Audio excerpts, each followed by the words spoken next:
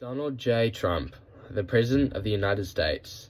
By this point, if you don't know this man's name, you are living under a literal rock. A businessman turned TV star turned politician, Trump's rise to the highest office in the land was, by any measure, one of the most extraordinary stories in modern American history. Seemingly in the news every other day, for good or for worse, Trump is now in his second term as president, commanding the most powerful military, arguably, in the entire world. Whether you agree with him or not, there's no denying that no one has captured the world's attention quite like he has. While making some controversial decisions along the way, Trump has built a fierce and loyal following. These people, however crazy it might seem, have literally gone to jail for him. The question we're asking today is simple. Is Donald Trump a good leader? To explore that, we sat down for a quick interview to get to the heart of one of the most debated questions in modern politics. Our first interview is with Jamie DeRose, a political scientist studying at the University of Canterbury. Our second is Max Hamash, a student with most likely very different views. Our third interviewee is Mark Hooper, an esteemed maths teacher at Christ College. Sam Moore reports. Trump is a good leader. Each interviewee was asked whether they agree with this statement or not. Jamie firmly disagreed with this statement. I would argue that he is a talented politician, but the reason I don't believe he is a good leader is because by the standards of his own country, I think he is flirting in very dangerous territory in terms of, one, the challenges he has kind of posed to his own country's constitution, and then alongside that, the challenges that he poses to the international rules-based system as a whole. His kind of disregard for international law and multilateral organizations like the UN and the World Trade Organization is having a destabilizing effect on the global, not just international sphere, but the global economy and the international order as we know it. Similar to Jamie, Max partly agreed with the statement that Trump is a good leader. He started by saying, I'd say I'd partly agree with it, just because Trump manages to get a lot of people's attention and he is very confident, but at the same time he takes some situations a bit too seriously and can make people very angry and maybe not do the right decision.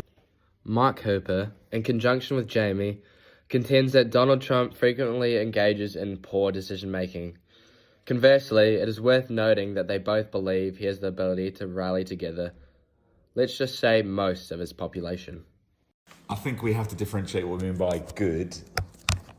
If you mean good as in morally good and ethically good, I would say completely no. But if you mean an effective leader to rally people and a group and an effective team to whip up support and votes in a Western liberal democracy, then there's a very strong argument, in my opinion, that he's a very effective and good leader. Now, this might be controversial, but it was something I learned through year 11 and 12 history. Hitler could be seen as a good leader because he was initially democratically elected before plans went quite awry. So I think there is incumbent on us to understand and reflect what we mean by the word good leader. I think he's a terrible person, but I think he's a huge political phenomenon, and in that respect, could be argued to be a good leader. The interviewees were then asked if they thought that Trump saying, "Every bridge in Iran will be decimated by 12 o'clock tomorrow night," was a good example of a leader. Jamie immediately disagreed, saying that this is a very low bar for the world's politicians, as well as saying it was not justified under international law. The president that sets for every other nation in the world, the fact that the hegemon, which is a fancy word for the number one superpower in the world, has decided that it can, on a whim, start bombing another nation, sets a very scary and dangerous precedent for the world. Not to mention his seemingly very flippant attitude towards bombing civilian infrastructure. Max also disagreed with this statement, emphasizing that this is not a great thing for a president to do, and in situations. For example, like Iran war, I think good leaders should stay calm and really think through the process and things like that, and they shouldn't be threatening to... Something that severe, right? Yeah, sure. Similar to Jamie, once again, Mark talks about how Trump doesn't realize how big of an effect his words might have on the rest of the world. He mentions about how big of an impact they would have on the people of Iran, which justifies the cliche quote that with great power comes great responsibility. I happen to believe his words in the main, and with evidence from the last 2 years and the previous presidency and in between and before that, is bluster. And no, that particular example was a terrible example of leadership on all levels, because he has no awareness, it seems, of the power of his words emanating from the world's most powerful politician. And I think we have to reflect on the people who would have heard that in those regions in Iran, who are already struggling with the regime there, to hear those words and have yet another load of shit piled upon them is not an example of good leadership. So I thought that particular example was terrible. Whether you could argue on one front it's words and bluster and meaningless, as we have heard many times from Trump over the last decade now, probably. He says a lot of stuff and doesn't follow through. He says one thing, changes his mind the next, and then acts on something completely different. So that was an appalling example of leadership in words and thankfully not in action. As a follow-up question, the interviewees were asked what they thought made people drawn to Trump as a leader, to ultimately pose the question of how Trump has such a loyal and strong following. For a long time now, Americans have felt quite disenfranchised, or especially maybe middle class and rural America has felt quite disenfranchised with the lack of the American dream. It's kind of not really living up to their expectations or the politicians' promises. And I think Trump came in. He's a very raw character. He seems very unfiltered. He doesn't seem like a politician. And I think that, a lot of Americans were craving someone to come in and promise them that they're going to look after the everyday man. And I think Trump was able to represent that really well. Whether or not he's fulfilled his promises or not is another question. But I think that, like I said before, I think he's obviously a very talented politician, and he's been able to really capture the support of that middle class America who is feeling really disenfranchised with jobs going overseas, with immigrants coming in and supposedly taking their job. Yeah, he's really touched on a sore spot for a lot of everyday Americans.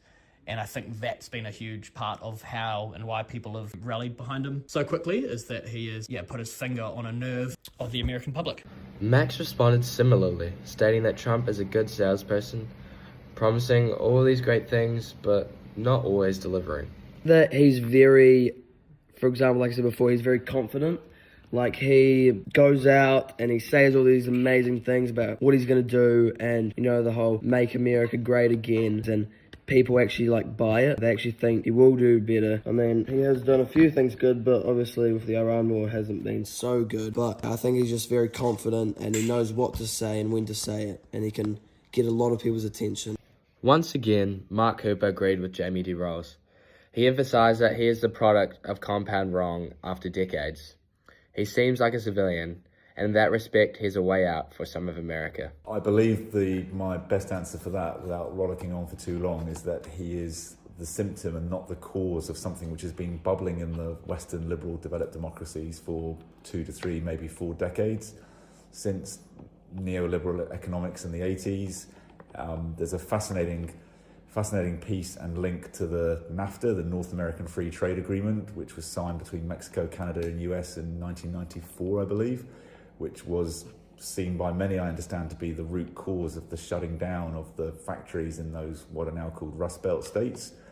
Jack Tane from TVNZ, Sam, and whoever's listening to this, did a podcast once explaining during his time as the TVNZ reporter in the US how he spent time in the Rust Belt states and got to understand why people are drawn to Trump. These are people with families and lives who want the best for their communities, and yet they still vote for this person who we seem to label as a despot in other Western countries. But you have to understand some of the root causes, which, as I say, with my very limited knowledge, go back 2, 3, 4 decades. So he is the end point of something that's been bubbling for a while, and I think with his particular panache for calling it straight, I think there is an appeal for the ordinary bloke and family who want the best for their communities that they get drawn to. In conclusion, while Trump has seemingly mastered the art of capturing the attention of his followers, he often plays with fire. He combines his previous talents as a businessman with those of the president, often forgetting that he is responsible for millions of lives. He offers some good qualities, but holds empty promises when it comes to improving the lives of his people. While Jamie, Max and Mark have very different levels of understanding when it comes to Trump, They both agree that he loses cool far too often. One thing that especially interested me is how they both agree that Trump seems as though he's a way out from the current America, and that while he makes mistakes and his character is questionable, he knows how to rally a country.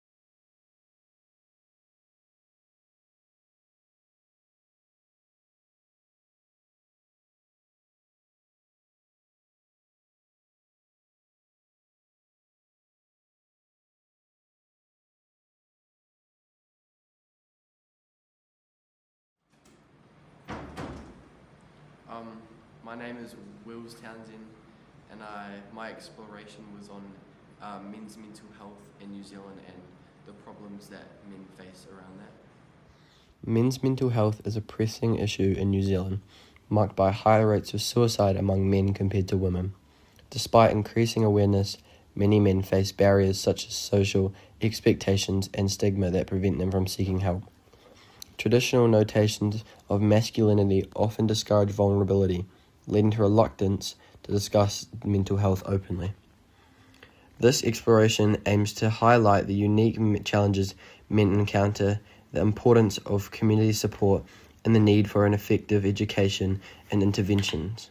By fostering conversations, we can have better understanding of men's experiences and contribute to healthier dialogue around men's well-being in New Zealand. The first person I interviewed was Year 11 student from Corf, Finn Tupola. Here's what he had to say. Now, Finn, for my first question, what do you think is the main barrier for men that are wanting to seek help with mental health in New Zealand? The main barrier I think is definitely the stereotype of men. Just how that we don't cry, we're not supposed to do this, we can't have these type of feelings. And it's definitely a strong one based on people saying, oh, you can't do that, or you can't do this. It rather should be you should actually be caring for them and allowing them to have those feelings instead of just denying them and invalidating them. Next up, I got my second question for Finn. Here's what he had to say. Next question. Finn, what do you think the common signs are that a man might be struggling with mental health? Some signs. I definitely think it's going to be hard to tell if someone's struggling because people have really hid them well. And because it's being sympathetic and empathetic, because when you try to be sympathetic, you try and understand them. You gotta take care of them and understand and comfort them and view what it's like in their shoes. But what I think is that you really can't, because you're not anyone. You don't know how they're feeling. You don't know what they're thinking because you're not them. And I definitely think it's going to be hard. But the best thing you can do if you notice someone acting up or acting just quiet, just hit them up and just say, hey, what's wrong? Everything all good? And just make sure they're all good. Very good point of view from Finn there. For my third question, here's what Finn had to say. How do you reckon schools are helping boys learn about mental health and their problems in New Zealand? They obviously, health is a mandatory class, not I'm assuming for every school, but I'm hoping that they teach mental health in there and say just these things, not to feel these ways, but you're able to feel like them. And I definitely think it's still a strong thing that we as New Zealanders need to feel, because obviously tall poppy syndrome is a big thing. We, no matter how serious a thing is, we always try and make a joke out of it, which is not very good, that we just cut each other down. My last question for Finn, here's what he had to say. For my fourth question, Finn, why do you think that there's a stigma around men's mental health? The stigma around men's mental health is, personally, I think it is because of how the world perceives us. Based on, let's say, the 1920s, people, like men specifically, never used to cry like that. They never used to cry. Think of like, they weren't ever depressed because they just had other things to worry about. But in today's world, I definitely think that those perspectives and those beliefs were brought onto us, and we are being invalidated to feel those type of feelings, for feeling sad or feeling just disappointed, which is totally valid to feel those feelings. Really, really, really strong and good answers there from Finn. Really appreciate that. Next up, I interviewed Kyran Kingi Moreland from Harbour House. What do you think the main barrier is for men seeking help with mental health in New Zealand? Do you mean like what's stopping them from seeking mental health, or? Yes. Probably their pride, and they just think that it's unmanlike to ask for help. Next question for Kai. Here's his answers. What are the common signs that a man might be struggling with mental health? To be fair, mental health can go unnoticed, even from the person that's struggling with mental health. But obvious signs could be just wanting to be alone, or just avoiding things that you usually like. Yes. Good, strong answer there. And for my second to last question, here's Kai's thoughts. Why do you think that there's this stigma around mental health? Like I said, it's just pride. Pride, and everyone just wants to uphold a picture of themselves that they want to hold up, yeah. Yeah, great answer there. And this is for my last question. Here's what Kai had to say. What role do you think social media plays in shaping perceptions of mental health among men? Social media has both a negative and positive way on influence men of our generation on mental health. A way that it's negatively affected is that there's lots of, TikToks about upholding an image and maintaining this character. But a positive way that mental health is shown on social media could be that it's letting people ask for help, saying like having people there for you. Yes. First of all, I got Miss Shalita to answer my questions. Here's what she had to say. For the question, what is the barrier for men to seek help with mental health in New Zealand? Shalita said, I think that there are very many different reasons why men might find it hard to seek support. Culturally in New Zealand, I think that there is a perception that men are supposed to be strong and not show vulnerability. From the males I have worked with, I have also heard narratives such as, I don't want to be seen as weak or asking for help, which reflects a fear of judgment. There is also an issue with men not knowing where to find help fully or understanding the benefits of seeking support. For my second question, which is what are common signs that someone might be struggling with mental health, Shalita said, a couple things that you might notice in close friends or family members are that they may become withdrawn or isolate themselves more than usual and stop engaging in activities that they would normally enjoy. Maybe they have low mood changes or sadness consumed by worried thoughts. Changes in sleep patterns, they may be sleeping too much or not enough, being short-tempered or easily irritated or experiencing deep mood swings. For my third question, which was how are schools helping boys learn about mental health in New Zealand, Shalita said, at Christ College, mental health is touched on through mindfit classes for juniors and manifesto for seniors. I believe it is important for boys to learn about mental health, but even more importantly, I think that culture around mental health needs to change. Old narratives such as boys don't cry and harden up when a boy shows vulnerability contribute to a harmful culture that can leave men feeling isolated and unsupported. For my last question, I asked, why do you think there's a stigma around men's mental health? And also, what role do you think social media plays in the perceptions of mental health among men? Micheletta included both of those questions into her last answer. She said, I think that the stigma comes from social experimentations and harmful narratives about what it means to be a man. Often, unintentionally, parents, grandparents, teachers, friends, and family members pass down traditional ideas that were taught to themselves as children. These attitudes can make it difficult for men to talk about their feelings, or in some cases, even recognize them, especially if they have learned to suppress certain emotions.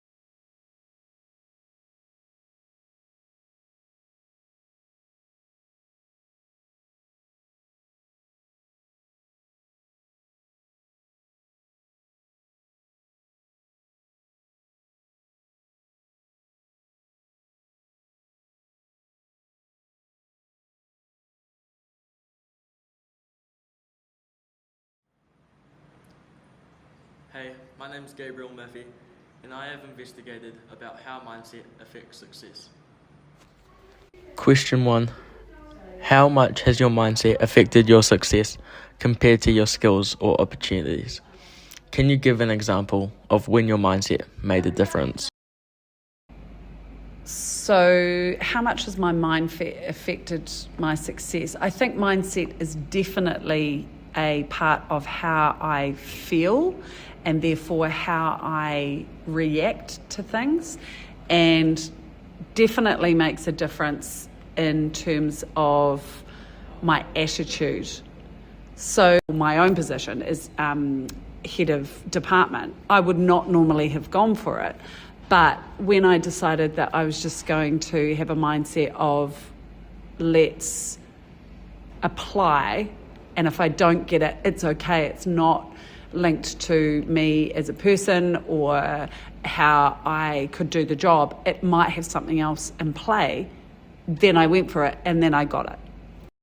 I would believe that those are something that come to everyone, and more often than not, it's your mindset that allows you to utilise your skills and take advantage of opportunities. Growing up, I didn't have a lot, and so my mindset was focused on how I can do better. Therefore, I looked for everything I could to get out of where I was. I'd take every opportunity in front of me. I wouldn't care if it was embarrassing, I'd grab it. And that's helped me because I don't have a lot of skills, but the mindset made the most of all the opportunities. Question 2. Do you think a growth mindset is enough to succeed? Or do things like money, environment, and luck matter more sometimes? I definitely don't think that a growth mindset is enough to succeed. I think it's one of the prongs. I think it really helps. But definitely, if we look at it from a psychological point of view, socio-cultural environment, your biology, your financial resources, your occupation, everything links into it. And some people just have more opportunities. So doesn't matter how much you've got a growth mindset, If your environment is working against you, then it will definitely not make a difference. You have the race, and some people have to go backwards behind the start line because their parents are divorced or they have come from a low socioeconomic environment. So it doesn't matter that they've got a growth mindset, they're already behind the times. But people go forward if things like they've got an education. I'm going to say that I think if you have the right mindset, you will find everything else that matters and you will make many of those opportunities for yourself. But in saying that, I think it would be very hard to deny that there are different opportunities and different environmental factors that come across everyone's path. So sometimes it's about your mindset as to how you take advantage of all of those things. Yeah, if you've got the mindset, the desire to make it happen, you can pull together any of those opportunities. I'm not sure if it's a growth mindset that makes you succeed, or it is a grinding mindset, and that you just keep going no matter what. I think money and family get you to a certain place, but that real growth mindset and grinding mindset gets you to where you need to go. Question 3. What helps some people bounce back from setbacks quickly, while others get stuck overthinking? Have you ever experienced that yourself? First of all, I think that this is to do with personality type. I'm over-analytical, and so sometimes I do overthink it. I do think it's gender linked as well. I think women are more analytical than men. And I think that's an evolutionary thing. Men have to protect and make snap decisions, whereas women have to analyse and think about other children safe outside the cave, for example. So I think what helps people bounce back from setbacks quickly is being well-resourced, having the opportunity to get that support. Finances, absolutely huge, and time. Like, you need to have the time to be able to go to the support to then have a link to it. When we're looking at setbacks as well, it's definitely to do with social support. Loneliness is the number one killer of old people. And have I ever experienced that? Definitely. When I was a lot younger, I lost my partner through a motorbike accident. And I think generally I'm an optimistic person, and I think that really helped. But I had a huge amount of social support. A lot of it has got to do with mindset that you've been talking about. A setback is often a period of time in which there's not an opportunity, but sometimes setbacks can be very real. We can have these problems that are often very difficult to deal with ourselves. Look, everyone develops a network of people. I give a lot of my problems to God. I spend a lot of time praying, not just for being thankful for the opportunities I have, but also when there are setbacks and adversities, to enable me to see a clear path, or as clear a path forward and through it as possible. I think having a faith helps people bounce back, because not being able to give it over to God and leave it there, you ruminate over it and you just keep going on and you get stuck. Otherwise, giving it to something higher than you can bounce on and move forward. Overall, the majority of people said that mindset played a big part in their success because it helped them stay motivated, work harder and bounce back from setbacks. However, many also mentioned that success is not only about mindset, as smaller factors like opportunities, support from others, environment, money and luck also help them along the way. This shows that while mindset is very important, success usually comes from a combination of both attitude and outside influences.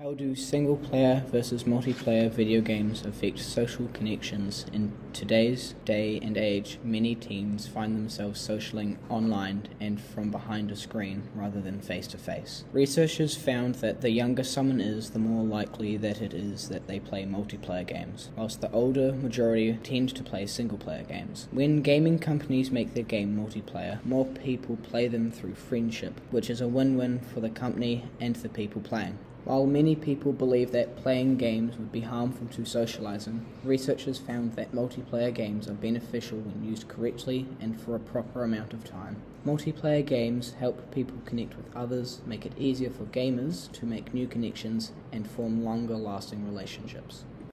First up, we have Mix Sturwell, the librarian from Christ College. Mix has to deal with students gaming in the library and is responsible for getting them to class before they are late. I was interested in hearing her perspective on students gaming and the impact it has on them and her job. Do you think multiplayer and single-player games benefit social connection? I think they're really different. I actually don't see a lot of benefit of single-player games for social connection because you're alone, right? They're inherently single, solo activities that you can't do with other people. Multiplayer, I think it's one of those it depends things. Massive online multiplayer games where you're playing with strangers and you're not forming relationships and teams and that last beyond the game. I don't really see the value of those. We actually see a lot of really negative antisocial behavior in those games, right? That's why it was so cool with one game that trended recently where people started teaming up even when that wasn't what the game was designed for. I can't remember what it was. Do you remember what that game was called? But yeah, it was a game designed where everyone's supposed to be attacking each other, and what the game designers found was that there was actually a lot of teamwork happening to fight against the monsters. Now, multiplayer games where you're playing with your friends and you're getting together in one location on the weekend to all play like FIFA against each other, those are really positive experiences for you guys, right?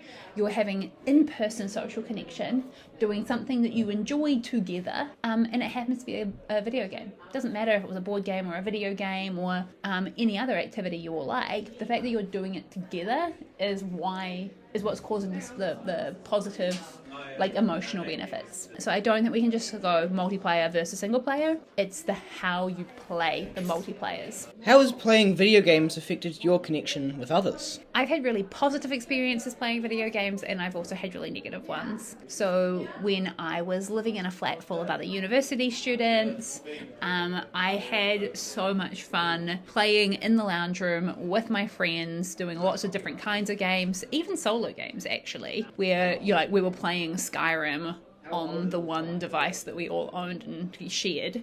And so you're in the room and people are being like, oh, I know what you're up to. You need to go and do blah, blah, blah. Like helping each other out. Or going, no, don't tell me. I want to solve this myself. But I've also played games that I feel are designed to be a bit addictive and where I've had to go, no, I'm not playing that anymore. I think Farming Simulator is one of those games. Sort of a lot of those simulator games where it's lots of tiny rewards that you get kind of erratically and that are designed to make you sink as much time as possible into the game. They're also not interesting for other people to watch you play. So you lose any chance of like your friend coming in and being like, oh, what are you doing? Because they're kind of boring to watch. Interesting. So yeah, I think games can have been great for my connection with other people when I've shared them with others, and they've been bad for me and my connection and my mental health when I've been playing a game that is designed to be addictive and alone. Do you think gaming has any negative effects on your life or others that live near you? So that's interesting because I kind of have touched on it in terms of my life, but if I think about others who are near me, so I have concerns for some of my students, but it would be wrong for me to identify them here. But I'm concerned by certain behaviours of ignoring adults when they need to stop because they're so obsessed with keeping on going and don't even take their eyes off the screen if I go to speak to them. Like, that is to me a warning sign. I know that when my brother-in-law was unemployed, he did a lot of gaming, and I don't know that good for his mental health because it was like he was kind of escaping from his life through gaming, and a little bit of escapism is good, but a lot of escapism can mean you're not really addressing the challenges you're facing in your day-to-day. But I've also seen it be really positive for my partner and his brother in other ways because they get together online and play video games together for a couple of hours every weekend, and that's helped them maintain that like brotherly connection even though they live in different cities. I don't think there's anything wrong with gaming. I just think we need to be really mindful of how we do it. Next, we have Miss Laughlin's view as a teacher at Christ College and parent of 2 teenage boys. In conclusion, it's clear that single-player games provide no opportunities for social connections. However, playing multiplayer games allows for social connections if used correctly, such as playing with friends and not strangers. Do you think multiplayer and single-player video games benefit social connection? I think multiplayer video games impact social connection, probably in a positive way. If kids are playing games together, they are communicating with others, hopefully in a positive way, and they are doing an activity that they enjoy together, so they are connecting in a positive way, hopefully.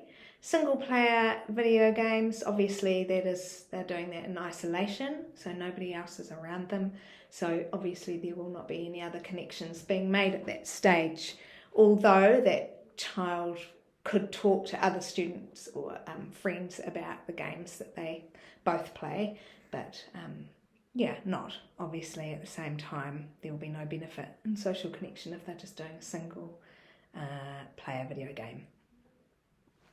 Cool. Do you think playing video games... do you play video games? I don't play video games. How do you see others playing video games affect them and others' connections with others? So, because I don't play video games, I never really have played video games, so I do struggle to understand it a little bit. I do have my own children who play video games, and I see that in both a positive and a negative way. They often play with online with other boys, and I find that is positive, especially when they're playing with their friends. They don't tend to play with people they don't know, which is good, but I do know other people do, and that I think that can be a little dangerous. I don't particularly like it when my kids play single, like on their own, for long periods of time. I feel like it takes them away from socialising, and I feel like they are isolating themselves. Do you think gaming has had any negative effects on your life or others around you?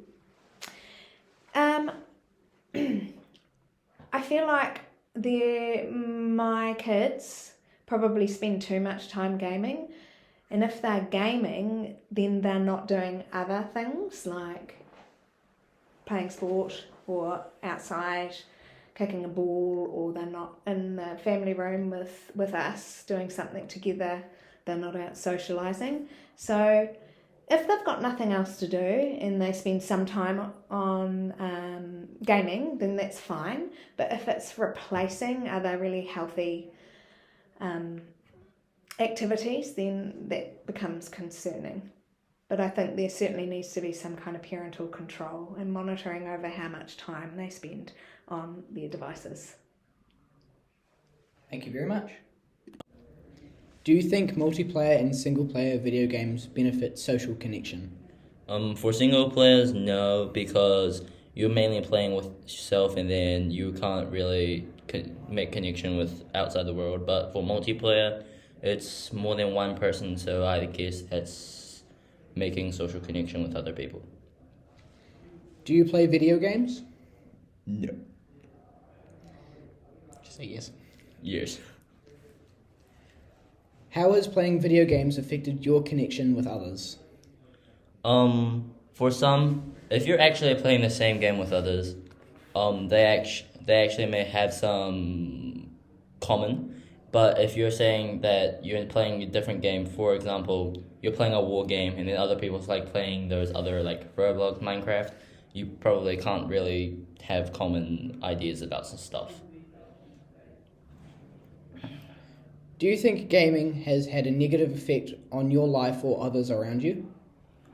Yes, because you spend less time like actually doing sports, and then spending less time with your family and friends.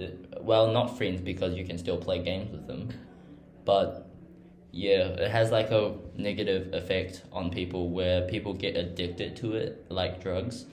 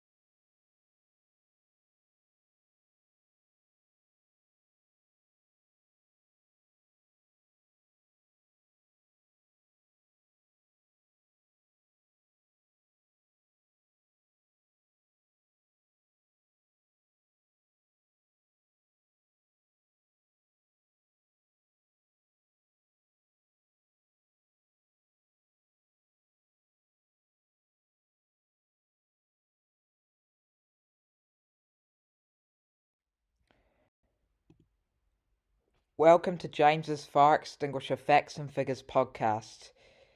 Today we're going to be I'm going to discuss all about fire extinguishers and the classes of fire, and we'll also be talking to some people about it. So the classes of fire, there are 6 different classes of fire in New Zealand, and classes A to F. And so class A is wood, paper, textiles, and rubbish, so like general combustible materials. Class B is flammable liquids like petrol, paint, and alcohol. Class C is gas fires like liquefied petroleum gas and compressed natural gas. Class D is metal fires like magnesium and lithium.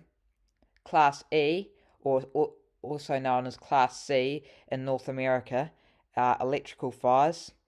And Class F, known as Class K in North America, are animal fat and vegetable oil fires. In the 1990s, New Zealand and Australian standards changed the way extinguishers were identified with colours. ABE dry powder, which is basically multi-purpose dry powder, was previously white all over, so just a fire extinguisher cylinder that was painted white, but now it's red with a white band around the top of the cylinder. And it's the same, similar for BE, except it used to be blue. It used to be a blue cylinder, and it's now red with a white band like ABE. CO2 has always been red, but it now has a black band around it.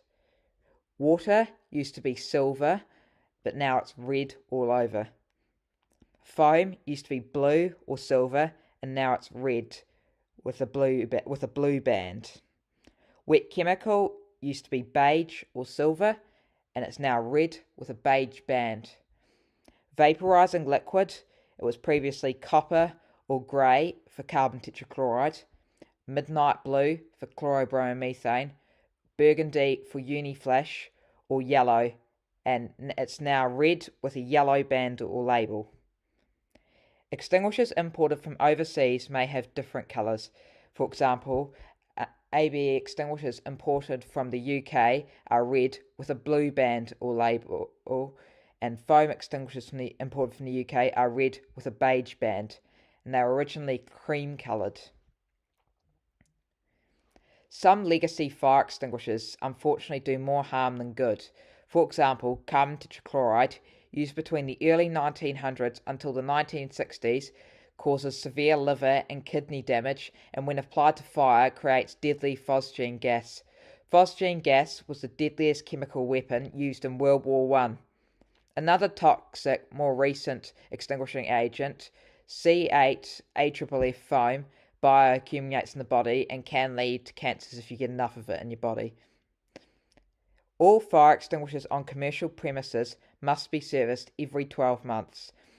There have been many different brands of fire extinguishers in New Zealand and Australia from all over the world, including famous brands such as Wormold, which is from Australia and NZ, Carbonic from New Zealand, New Swift from the UK, Amorex from the USA, and Flamestop from Australia, to uncommon brands such as Gem, Australia and New Zealand, Kidderthorn from the UK, Yamato from Japan, Nafco from the United Arab Emirates, Gloria from Germany, and Buckeye from the USA.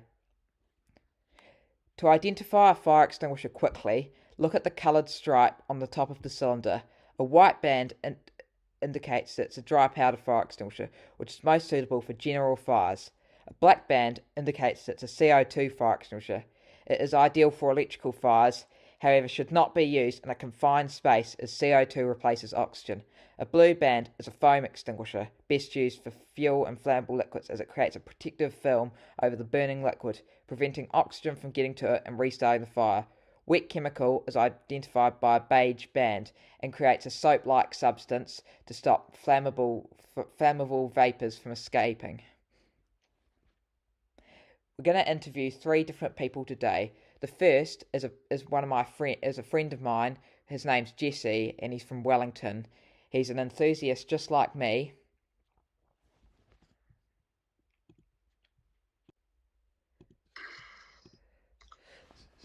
So, what fire extinguisher do you think is the most useful, and what fires is it good for? I think the most useful fire extinguisher type is ABE dry powder, as they can come in a very wide range of sizes, and they can be used on 4 out of the 6 different classes of fire. Nice. And how do you identify, like, if there's a fire, and what type of fire it is, so you're able to use the right fire extinguisher on it? Well, usually if there's a fire, the right extinguisher will probably be installed nearby, like. Yeah, but like how you see CO2 extinguishers near switchboards and foam extinguishers near like fuel storage areas. How do you identify which fire extinguisher it is in order to know which one's the right for the right fire? Yeah, so all the fire extinguishers we've got in New Zealand are, well, made to the current standards at least. They're colour-coded with some sort of coloured band. Why don't most of us know how to use a fire extinguisher? It's just people don't really notice them, and like really take the time to read the instructions on the label. Yeah. Because the time to learn how to use a fire extinguisher is not when the fire's happening. Burning down. Yeah. And also, I guess, just lack of education around. Yeah, I mean, people just walk past them every day, like just like how you would with like a power outlet or something, and you don't really think about them. Yeah. But I mean, yeah, what were you gonna say? And are you trained to use fire extinguishers and to use them on the right fires? I sprayed my first fire extinguisher when I was 4 years old. Nice. Yeah, it was still a 1 kilo ABE that I had. It was the very first extinguisher in my collection. Nice. Yeah.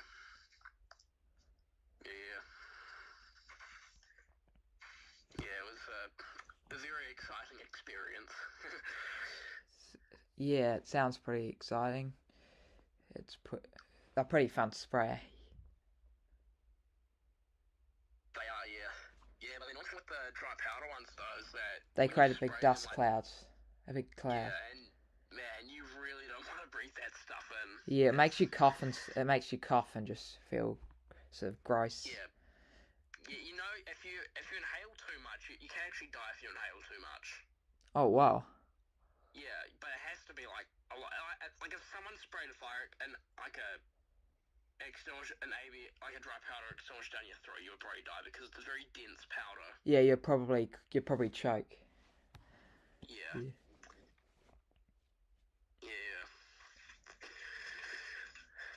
Anyways, that's about all I need to do for that interview. So thanks for your time. That's all good. Yeah.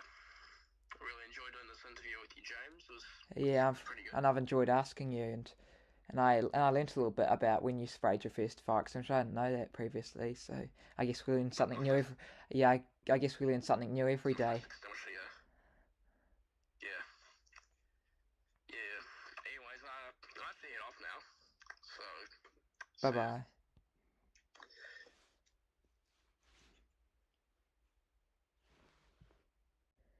The second person we're going to be interviewing is Mr. Randall. He's the Director of Operations here at college.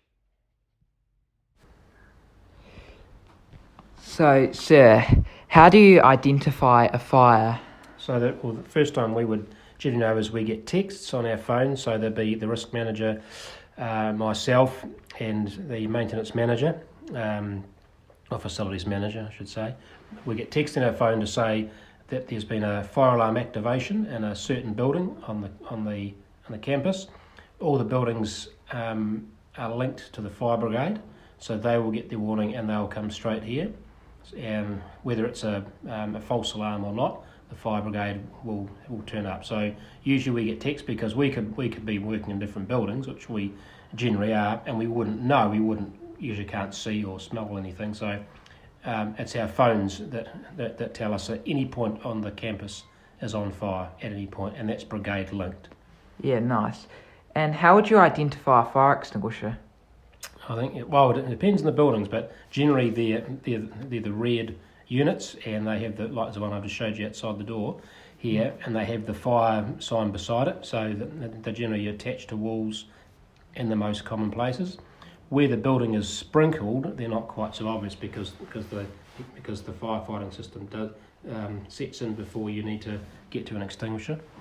Yeah, and why don't most of us know how to use one? Because I've met because quite a lot of people I know don't know how to use one. Yeah, I mean, it's a good question, and who should be trained to use it? I mean, if everybody was shown how to use it, it would become a bit of a mess, because you need the trained people to be able to use it properly. And plus, there could be like pranksters and stuff who like spray. That's exactly right. If everyone knew how to unleash them.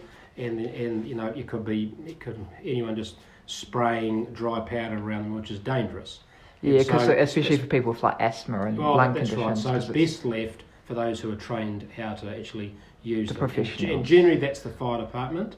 Yeah. With a few of us who know how to deal with it quickly. If the fire department aren't here fast enough, if it's a real fire, but generally we can rely on the sprinkling system and extinguishers close by. Mm-hmm.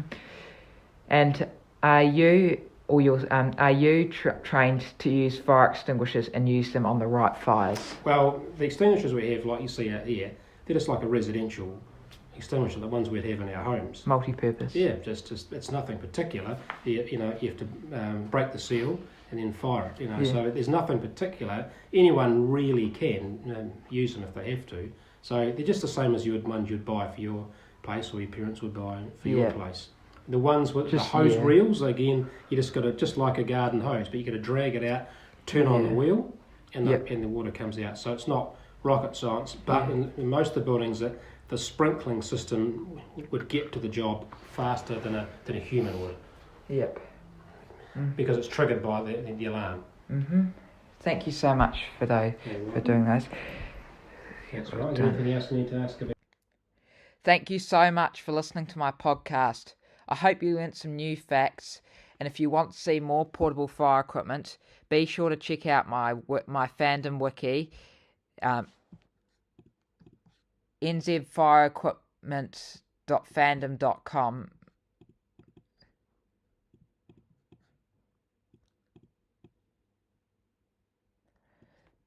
Anyways, thanks for listening.